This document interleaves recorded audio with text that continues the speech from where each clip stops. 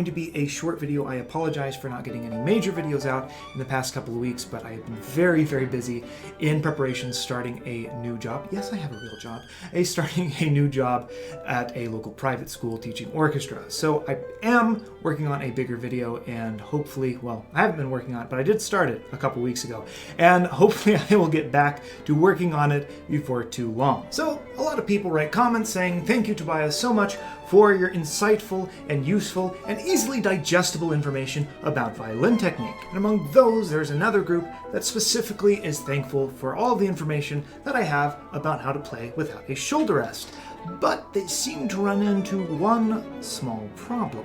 Because the proper way of holding the violin without a shoulder rest is to support it primarily in your left hand, whenever they want to go tune their fine tuners, the violin tends to slip out of the way because it's not being held, as it shouldn't be, from the neck and chin. So it slips to a weird direction. Maybe they feel like it's going to fall out. They can't quite get their angles right. They can't quite figure out how to do it. So that is all I am going to show you how to do today.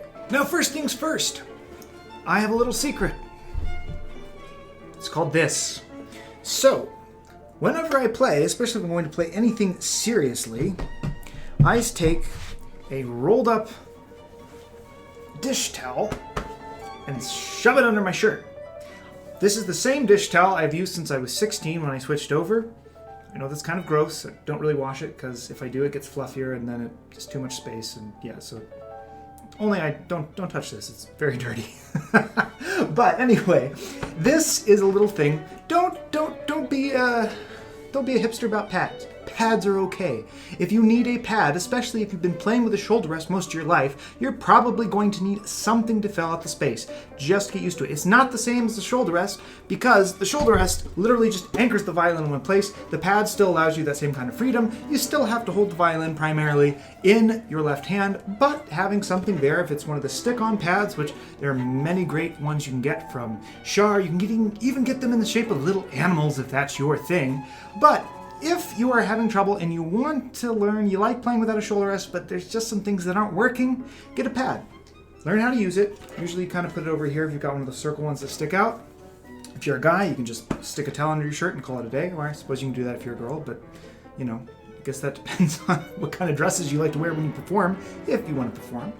And yeah, just let it fill out the space. And that actually makes it pretty easy. Now, obviously, I don't hold the violin this way when I play, but it's pretty easy to be able to hold the violin and then get out and tune for the few seconds it takes to tune my E string. So that's one way of doing it. And the other side of it is if you are not using a pad, well, you can kind of just let the violin rest on your deltoid. Now, I have big, meaty deltoids. I have big, nice, strong shoulder muscles. And so it's pretty easy for my violin to rest on the shoulder right there. It doesn't actually take that far to get from there to there. And maybe we'll kind of raise my shoulder up a little bit. Obviously, you shouldn't play that way, but it's one thing you can do to stabilize the violin.